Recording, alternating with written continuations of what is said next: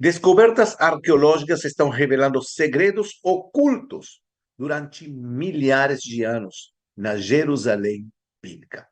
Sejam todos bem-vindos a uma live onde vamos estar revelando segredos ocultos da arqueologia da Jerusalém bíblica, que muitas dessas descobertas são desconhecidas pela maioria das pessoas, inclusive algumas delas foram recentemente publicadas. Então, sejam todos muito bem-vindos. Vamos estar falando sobre alguns achados arqueológicos, alguns objetos e alguns lugares que se relacionam diretamente com o texto bíblico. Para isso, vou compartilhar na tela essa apresentação e vamos a iniciar nossa viagem no tempo a Jerusalém, a Cidade Santa, né? A Jerusalém bíblica. Vamos lá.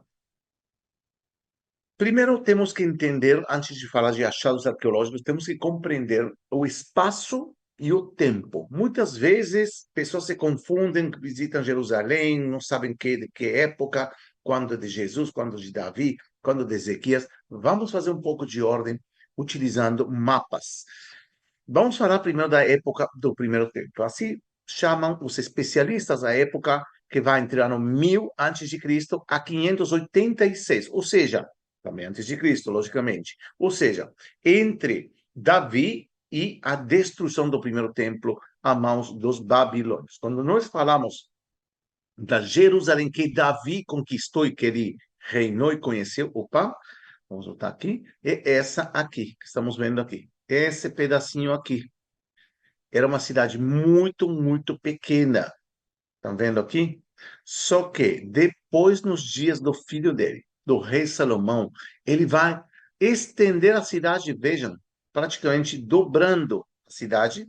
Temos aqui uma área que chama Ofel, lembrem esse nome, que a gente vai mencionar mais tarde, e também o Monte do Templo, ou seja, no Monte do Templo, Monte Moriá, Salomão, né, que está aqui, vai construir não somente o eh, o templo sagrado de Jerusalém, mas também uma área real. O que significa área real?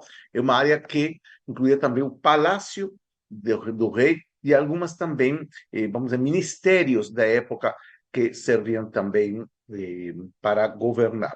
Então, vemos aqui claramente, e lembrem também esse detalhe, que a cidade de Jerusalém, na época de Salomão, na verdade, está dividida em duas partes. Uma área que é civil, que é a cidade da onde as pessoas moravam, uma área intermédia, que chama Ofel. Ofel vem do hebraico Leafil, ou Leapil, ou seja, que vamos dizer, uma etapa de transição entre o sacro e o civil. Então, vemos aqui essa divisão e, logicamente, o Monte do Templo. Nos tempos do rei Ezequias, a cidade vai se ampliar. Podem ver aqui que as muralhas, a cidade vai crescendo. E isso tem uma explicação, porque o rei Senaqueribe estava chegando para castigar o rei Ezequias. Esse detalhe também vai ser falado mais na frente, inclusive no 7º Congresso Internacional da Arqueologia Bíblica, aqueles que já estão inscritos vão poder aprender bastante sobre essa época. Tem achados arqueológicos que são impressionantes, que realmente traz à tona o texto bíblico. Voltando ao rei Ezequias, ele construi, então, amplia a muralha, porém tem alguns que consideram que a parte da muralha, pelo menos, já foi construída talvez pelo rei Uzias. Também vamos ter sobre isso um conteúdo no Congresso de Arqueologia, o arqueólogo Joe Uziel, que ele descobriu uma muralha que seria dos tempos do rei Uzias. Uma notícia que justamente percorreu o mundo inteiro, não somente pelo achado em si, mas também pela tecnologia utilizada aí para chegar a essa conclusão. O certo é que essa é a cidade de Jerusalém na época bíblica, 3 etapas do rei Davi, do rei Salomão e do rei Ezequias. Então, lembrem bem isso, porque é importantíssimo, além que trouxe aqui para vocês compararem a atual cidade velha de Jerusalém. Essa é a atual cidade velha de Jerusalém. Uma parte está, vamos dizer, da cidade do Templo de Ezequias está dentro da atual cidade velha, e uma parte bastante significativa está fora da atual. Quando digo atual, é uma muralha que foi construída pelos otomanos entre os anos 1538 e 1542, mas que vocês podem ver até o dia de hoje. Se nós vamos mais tarde para o período Hasmoneu, vemos que a cidade de Jerusalém era praticamente idêntica, né? Se compararmos com a cidade dos tempos de Ezequias, certo? Que inclui essa parte aqui, que então o atual Monte Sião e outros lugares, praticamente idêntica, alguns detalhes mais, alguns detalhes menos. E já na época do Segundo Templo, quando muitos me perguntam, mas o que significa o período do Segundo Templo? O período do Segundo Templo vai desde o ano 516 antes de Cristo até o século I depois, ou seja, até o ano 70, quando o templo é destruído. Mas se vocês querem saber como era a cidade de Jerusalém nos tempos de Jesus, que cidade Jesus viu e caminhou, estamos falando de essa cidade que está aqui, com essa muralha aqui. Estão vendo? Isso aqui. Essa era a cidade de Jerusalém, como aqui, aqui e aqui.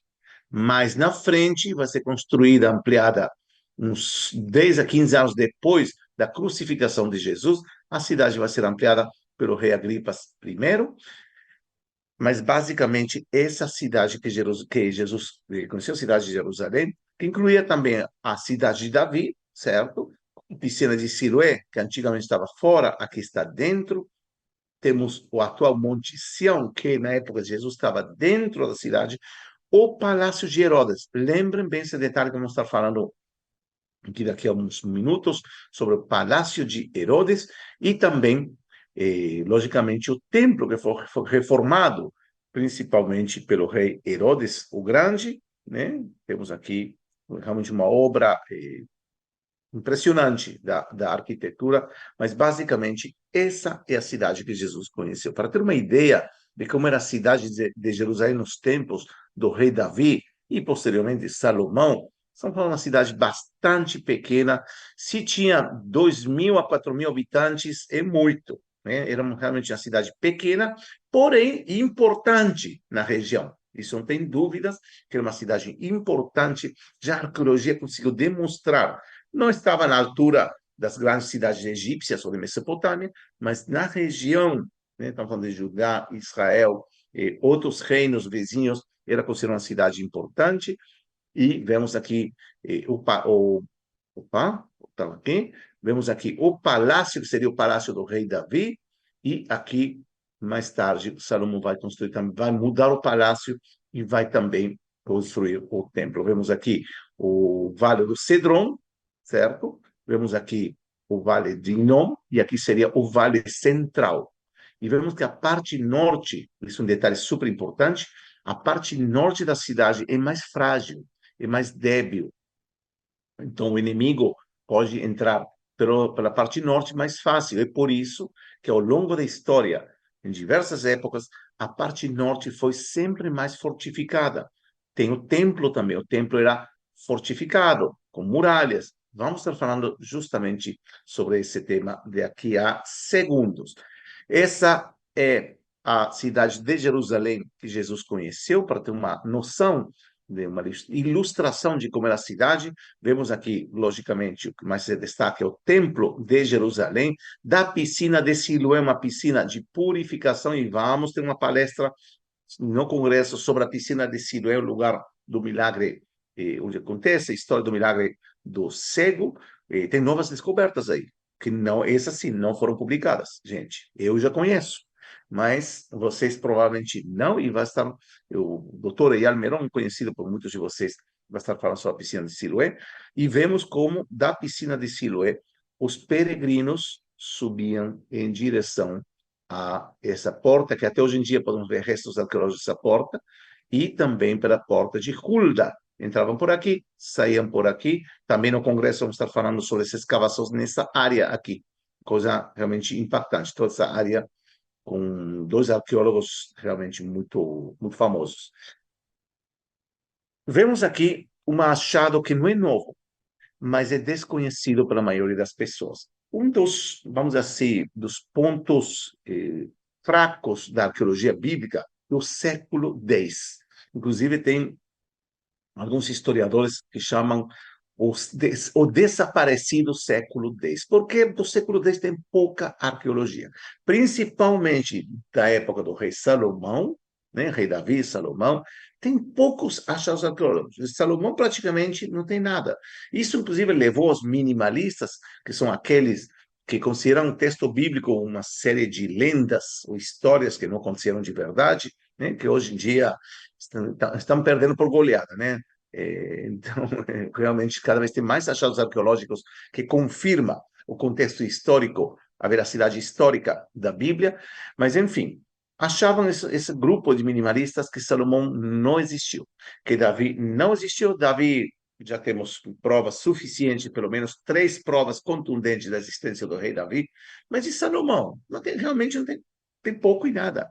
Até que no ano 2010, que também não é que aconteceu, passou muito tempo, mas né, passou já um tempinho, a arqueóloga já falecida, lamentavelmente, Eilat Mazar, da Universidade Hebraica de Jerusalém, descobriu um trecho de uma muralha em Jerusalém, de uma extensão de mais ou menos 70 metros.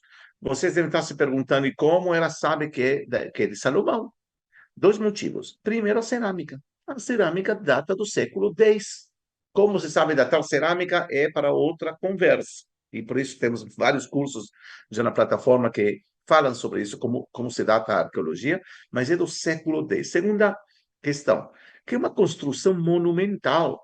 Não é qualquer um que fazia uma construção desse tipo. Não é qualquer reizinho, assim, ou qualquer líder que podia fazer uma coisa assim. Tem que ser um rei que queria mostrar o poder dele.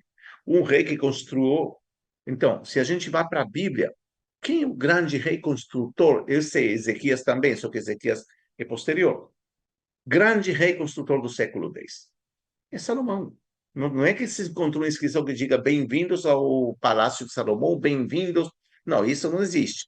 Mas esse trabalho detetive que os historiadores e arqueólogos fazem chega à conclusão que essa aqui seria uma muralha da época de Salomão. Inclusive, dá para ver aqui uma base de uma torre de vigia servia justamente para né, proteger o lugar mais importante de Jerusalém, que era o Templo Sagrado e o Palácio Real. Agora, se vocês querem saber onde estava essa muralha que Eilat Mazar encontrou, seria uma trecho dessa muralha aqui. Okay? Seria mais ou menos isso na parte norte, noroeste, ou norte, ou nororiental, sendo que aqui está o templo, essa parte é na parte norte, né? Nessa direção é norte, e ela encontrou que seria mais ou menos uma coisa por aqui, certo? E faz sentido, né? De novo, faz sentido. A cidade naturalmente protegida pelo Vale do Cedron, que vemos aqui, o Vale de Inom, que está aqui, já vamos falar sobre um achado interessante aí, e o vale, chama Vale Central. Aqui seria, quem conhece já atualmente, seria o Muro das Lamentações por aqui, esse aqui seria o Domo da Rocha, certo? Quem conhece já Jerusalém, viu imagens, certo? Mas essa muralha seria a que Eilat Mazar encontrou. Na minha opinião, é um achado sensacional. Eu não sei quantos de vocês podem comentar aqui na área de comentários, quantos de vocês conheciam sobre isso. Inclusive, tem aqui um livro de Eilat Mazar que conta em detalhe porque ela, é um livro sensacional, porque ela consegue demonstrar que essa muralha é uma muralha externa ao templo que Salomão construiu. Vamos com mais. Esse achado arqueológico também percorreu as notícias do mundo inteiro, porque, e também está vinculado com o rei Salomão, trata-se do que seria uma fosa, um fosso, se não me engano se diz em português, que rodeia palácio, por exemplo, né? E nos filmes a gente vê, nos filmes que falam de época medieval, tem crocodilos, aí aqui não tinha crocodilo, provavelmente nem água tinha, mas era uma espécie de canal que rodeava o templo, rodeava o palácio do rei Salomão. E vemos aqui o arqueólogo Yuval Gadot, né, que está aqui, para que vocês entendam essa estrutura. Tem canais aqui, muitos canais. É uma estrutura monumental. Gente, nós vamos estar no sétimo congresso, já foi filmado. não com esse arqueólogo, um parceiro dele, que chama Dr. Iftach Shalev, da Autoridade da Antiguidade de Israel e da Universidade de Tel Aviv. Ele está aí. A gente foi filmar ele no local que está fechado ao público. Ninguém pode entrar, né? Tem aí alguns, né, que acham que, sei lá, que podem entrar e podem filmar. Não pode entrar. Está fechado ao público. Nós, logicamente, recebemos essa permissão especial, certo? E conseguimos entrevistar. Uma entrevista, é uma aula, gente, não é uma entrevista, é uma aula de mais ou menos uns 40 minutos com o Dr. Iftach Shalev, que nos conta em detalhes, não somente sobre essa estrutura, mas também como era a vida dos ricos e os poderosos nos tempos de Jesus, mas também, logicamente, não podia deixar de apresentar esse achado que percorreu o mundo inteiro, que não se sabe, eles dizem, não se sabe se essa estrutura eh, foi construída por Salomão ou foi construída antes pelos cananeus. Não sabemos, quando visitamos a cidade de Davi, que os cananeus fizeram muitas obras para proteger a cidade, então, provavelmente, é uma probabilidade, talvez os cananeus construíram. É muito provável também que Salomão tenha construído isso. Como a conclusão que eles chegam, como sabemos sobre isso, é que já na época de Salomão, e com certeza na época dos reis de Judá, existia esse canal que protegia a cidade, protegia o templo, né? Está uma parte externa, se podemos voltar para cá, seria mais ou menos essa região aqui. Teria uma espécie de, por aqui, né? Que está protegendo por aqui, protegendo essa zona aqui, essa área aqui. O que acontece? Muitos perguntam, mas por que não foi encontrado isso aqui, aqui? Gente, passaram 3.000 anos. Coisas vão acontecendo, vão se reconstruindo. Não todo podemos escavar, não tudo consegue sobreviver. Mas esse achado, gente, isso questão de procurar também sair nas notícias do mundo inteiro. Nós vamos estar no congresso com um arqueólogo, um dos arqueólogos que escavou e encontrou essa estrutura sensacional. Outro achado, gente, inclusive gravei. Ah, não, não gravei ainda. Vou gravar. Mas publicamos sim no Instagram, recentemente, sobre um selo da época do rei Ezequias. É um selo muito particular, porque de cor negro, cor preta, ou seja, vemos geralmente esse tipo de selo que são de argila, ou são de barro, pode ser, coisas mais simples. Esse é bem elaborado, bem mais bonito. E tem coisas interessantes, além da cor e da estética, que duas coisas interessantes. Primeiro, vamos dizer assim, o design, né, como se diz, né, a decoração aqui de imagens de asas, né, ainda estamos tentando entender o que significa isso, mas o que é interessante, que para um arqueólogo já não é interessante, já conhece, né, mas para o público no geral, que as letras, que aqui está escrito o nome da pessoa, que se chamava Yehoezer ben Oshayahu, está escrito como se fosse o contrário, espelhado. Por quê? Porque um selo tinha que assinar documentos, então vai assinar, no momento de selar, aí aparece correto. Então, na parte, como se fosse uma impressão, né? Sai, está espelhado, está ao contrário, e isso servia, esse tipo de selo, justamente para funcionários de alto, vamos dizer, alto nível na administração pública, do rei Ezequias, nesse caso, mas sabemos também de reis anteriores e reis posteriores, e tem toda uma, vamos chamar, uma disciplina de estudo, pesquisa acadêmica, que se chama os selos reais, os selos Lamelech. Lamelech em hebraico significa para o rei ou do rei. Vamos justamente estar com Daniel Weinstein nesse congresso e vai falar sobre um achado impressionante. 150 anos ninguém decifrou um desses selos chamado Lamelech. Ele decifrou, não somente decifrou, recebeu um apoio praticamente total de grandes especialistas de renome mundial, mas voltando a esse selo, foi encontrado agora, gente, uma semana, tipo, foi encontrado antes, foi publicado 1 ou 2 semanas atrás, é sensacional, nos mostra aí, vocês podem ver, né, a proporção do tamanho desse selo, nos mostra esse nome, o nome, volto para trás, de Jehoezer aparece no livro de Crônicas, como um dos soldados de Davi. Não é a mesma figura, está claro, né? Estamos falando de Davi, século X, Ezequias século 8 antes de Cristo.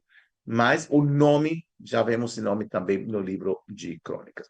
Vamos com mais. Esses achados também são impactantes. Estamos falando de jarras quebradas que foram encontrados em Jerusalém também, na, próximo à cidade de Davi, que mostram a destruição dos babilônios na época do primeiro templo, ou seja, ano 586, os babilônios chegam, destruem, queimam Jerusalém, arrasam com Jerusalém. Isso achou muita arqueologia, uma coisa impactante. Inclusive, estou preparando um vídeo que eu vou publicar no Instagram, onde vou mostrar achados que ainda não foram publicados. O arqueólogo me permitiu aí, com autorização, tudo, né? Um lugar que não pode ser, não é acessível para o público, gravar também restos de destruição do primeiro templo. Vou estar mostrando isso para vocês, mas se achou muito, muito da época da Babilônia. Essas são jarras, inclusive, dessas jarras tem aqui, né, não somente jarras, mas também nas asas das alças, acho que se diz, das jarras encontrou também esses selos, lamelech, não, com nomes. Então, se encontrar um aqui, por exemplo, tem um desses selos, lamelech, com nomes de cidades. Essas jarras eram para cobrar imposto. Ou seja, por exemplo, eu moro em Hebron, por exemplo, uma das cidades, uma das 4 cidades que aparecem nesses selos lamelech, quer dizer que Hebron deu X impostos em jarras, que pode ser azeite, pode ser vinho, pode ser grãos, diversos produtos. Vemos também, arqueólogos encontraram restos de queimado, né? De terra queimada, de madeira queimada, que isso é fácil de datar, porque o material orgânico se manda para o laboratório e facilmente se chega à conclusão de que ano era, e coincide, né, com o ano 586 a.C., restos de queimadura. É uma coisa impactante. Já há vários anos se encontraram também essas seriam as balas da época, né? São essas bolas de pedra que são testemunhas mudas do que aconteceu no ano 586 a.C. Há uns anos atrás, houve uma exibição no Museu das Terras Bíblicas em Jerusalém. Gente, recomendo esse museu. É muito, muito bom. É uma maravilha. A gente, logicamente, em nossos programas, sempre visitamos o Museu das Terras Bíblicas. E tinha uma exibição chamado By the Rivers of Babylon, como o salmo ou como a música de Bonnie M, sobre os rios de Babilônia, e não somente que exibiam esse tipo de achados, mas também tem aí os nomes de famílias judias que estavam no exílio da Babilônia, que foram encontrados na Babilônia. Inclusive, nós conhecemos uma inscrição de Joaquim ou Jehoiakim, né, que recebia do rei babilônio certas porções de comida, enfim, isso já é um texto bastante conhecido, mas assim, tem muito sobre a destruição da Babilônia, produzida pela Babilônia, e vocês podem notar que estou fazendo assim uma linha cronológica. Comecei com Salomão, continha com Ezequias, agora estamos no final do primeiro templo, da época do primeiro templo, e vamos agora falar sobre um projeto. Aqueles que participaram dos grupos da Moriá conhecem esse projeto e vão dizer que realmente é sensacional. Eu vou contar assim uma breve história que significa o projeto de peneiramento do Monte do Templo. No ano 1999, os muçulmanos que administram essa área do Monte do Templo, e não vou entrar agora dos motivos históricos do porquê os muçulmanos controlam isso, o fato é que eles têm liberdade, na teoria, de fazer reformas. E eles começaram a fazer uma reforma enorme para ampliar a mesquita de Al-Aqsa e outras questões também próximas, e o entulho eles jogavam no Vale do Cedron. Jogavam como um lixo, sim, jogavam. Não, eh, foram denunciados, tudo, mas não aconteceu muita coisa. O certo que um grupo, um estudante chamado Tzahid Vira, que aqueles que participaram dos nossos programas conheceram ele pessoalmente, ele é estudante de arqueologia, hoje em dia é um arqueólogo bem conhecido. Ele foi para o professor dele, o professor Gabriel Barcaí, e juntos, além de denunciar, criaram, não porque a denúncia não levou muito, tinha gente, muita política envolvida aí. Não vou entrar agora na história da política, vale a pena ter fazer uma live só sobre esse projeto. O certo é que eles criaram um projeto no Monte das Oliveiras, que hoje em dia se mudou para um outro lugar que também melhor ainda do anterior, e aí começou a trazer toneladas de entulho, desde o ano 1999 até hoje em dia, pessoal, ainda não terminaram. Se não me engano, estão entre 80% e 90% de todo o material. O que eles fazem? Eles colocam esse tipo de peneiras aqui, né? Inclusive crianças. Crianças encontraram bastante coisa aqui, né? Bastante achados de moedas, cerâmica, inclusive pregos de uma bota de um soldado romano, né, ou de soldados romanos no geral. Inclusive, nossos grupos, já mencionei, vêm para esse tipo de projetos e aí começa peneiramente, a gente encontrou muita coisa legal. Inclusive, grupos nossos encontraram aí moedas, uma coisa sensacional. E um dos achados arqueológicos, gente, poderia estar falando horas sobre os achados encontrados aqui. E abro parênteses. Eh, Lamentavelmente, os muçulmanos não permitem escavações no Monte do Templo. É o lugar, o sonho de qualquer arqueólogo. Muçulmanos não permitem escavar. E o que se achou são restos arqueológicos, que aqui vocês podem ver uma reconstrução do chão, do piso do templo. Gente, eu falo isso, eu estou emocionadíssimo. Olha, fizemos essa reconstrução. Sabemos que o estilo que Herodes gostava, estilo arquitetônico, chamado Opus Sectile, está em Massas, está em Cesareia Marítima, está em Cesareia de Filipe, todos os lugares que Herodes construiu, e vemos também isso aqui. Por que me emociona? Porque é muito provável que sobre esse chão, não posso dizer, sim, sobre esse chão que encontraram Jesus caminhou, mas é muito provável. Jesus ia ao templo como qualquer outro judeu da época, então podia caminhar, né, logicamente, esse tipo de luxo, porque era realmente um templo de luxo. Então, isso foi encontrado nesse projeto de peneiramento, restos dessa, na hora, é um pedaço de pedra, assim, você não percebe se realmente é uma coisa importante ou não. Então, esse crime arqueológico que fizeram os muçulmanos, no final, resultou em achados impactantes, como, por exemplo, esse que estamos vendo aqui. Outro lugar que é sensacional, gente, está em Jerusalém, na época do Segundo Templo, estamos falando do Palácio de Herodes. Aqui, Palácio que Herodes construiu em Jerusalém, a gente viu isso no mapa anteriormente. E o interessante é que esse lugar que vocês estão vendo aqui, gente, ninguém conhece. Ninguém. Tá, na foto está vazio, mas também no dia a dia está vazio. Ninguém conhece. E vocês são dos primeiros a conhecer esse lugar, aonde, de acordo ao professor Shimon Gibson, um arqueólogo britânico que trabalha, ensina em uma universidade americana, ele escavou bastante aí. Ele consegue demonstrar que aí aconteceu o julgamento a Jesus. E ele vai estar conosco no 7º Congresso Internacional de Arqueologia Bíblica, ao vivo. Então, se preparem, que vão poder fazer perguntas com o arqueólogo que descobriu, e eu pessoalmente estou convencido. Né? Inclusive, tem um livro dele aqui, com um autógrafo, tudo, né? Muito legal. E ele, estamos vendo aqui, ele considera que esse lugar aqui é esse lugar aqui, certo? Tivemos a Pôncio Pilatos, Jesus, esse seria o lugar, gente. E nós vamos estar vendo isso, todas as evidências e coisas que são sensacionais que vocês vão ficar maravilhados de como a arqueologia pode não somente demonstrar o texto bíblico, mas também nos permitir sentir, ver, palpar, olhar. Já não precisamos imaginar, não precisamos criar sei lá, imaginário do artista que criou isso. Já podemos ver isso aqui. Né? É realmente sensacional essa contribuição da arqueologia. E o último achado não é um achado recente, não é um achado novo, provavelmente muitos de vocês conhecem, mas estou trazendo isso aqui porque para mim tem uma história simbólica muito interessante. Estou falando sobre aqueles amuletos que foram encontrados no ano 1979 por uma criança. Estava o professor Gabriel Barcaí, que já mencionei, ele estava escavando num lugar chamado Ketef Inom, e tinha uma criança que estava inquieta, e o tempo todo, incomodava ele, e tudo assim, meio hiperativo.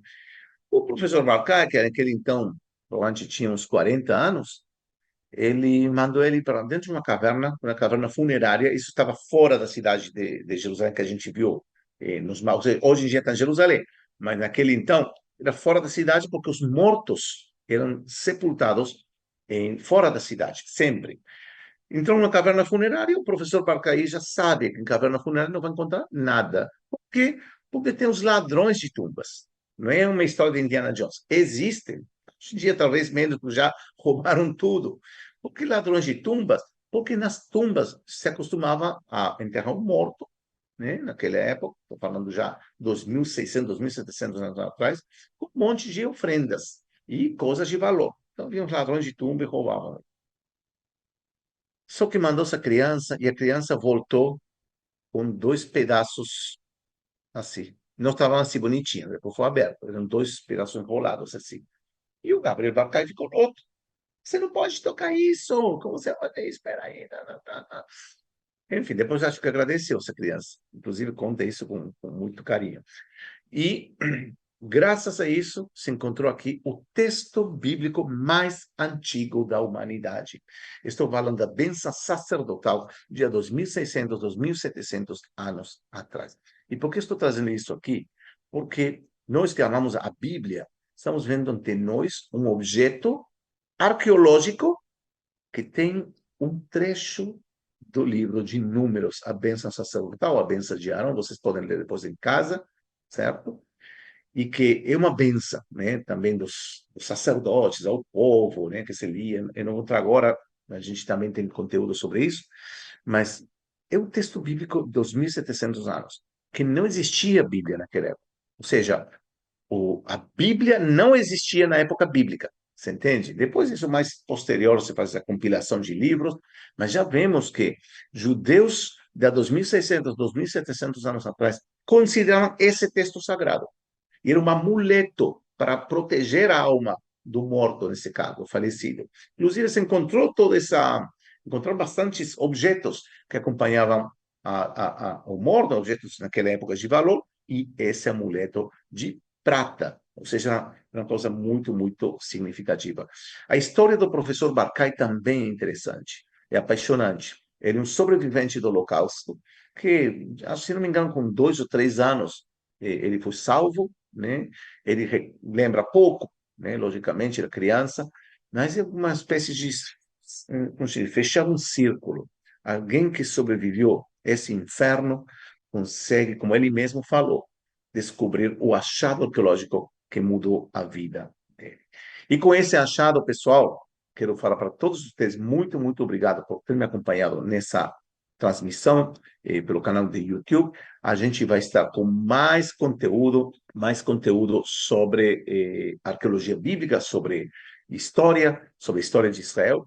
E lembro a todos vocês, pessoal, ainda estão a tempo de se inscrever em nosso 7º Congresso Internacional de Arqueologia Bíblica, com certificado da Universidade Hebraica de Jerusalém e com arqueólogos de verdade. Não uma coisa assim fake. Arqueólogos de verdade, que 30 anos escavam, 40 anos escavam, que realmente escavam, né? Não são arqueólogos assim, ou que se autodenominam arqueólogos que leem um artigo, um livro e vão contar. Não, eles são que tocaram a terra, tocaram os objetos, eles vão estar conosco, uma experiência realmente inesquecível, transformadora, e também com objetos originais, né? Todos vocês vão ver objetos originais, e não réplicas, não cópias, né? Como tem em alguns lugares. É original. A gente foi filmar algumas aulas em loco, no próprio lugar, para que vocês possam ver, ser os primeiros a ver achados arqueológicos que ainda não foram publicados, outros que foram publicados recentemente. Então, realmente, você vai ter acesso a um conteúdo riquíssimo para acrescentar seu conhecimento sobre as escrituras sagradas. Então, só isso, pessoal. Muito, muito obrigado. A gente se vê em breve, semana que vem, com mais conteúdo. E se vocês gostaram, é só curtir, comentar aqui também, compartilhar com amigos e fazer crescer essa comunidade de curiosos pela história, pela arqueologia e pela Bíblia no mundo inteiro. Um grande abraço e até mais. Shalom.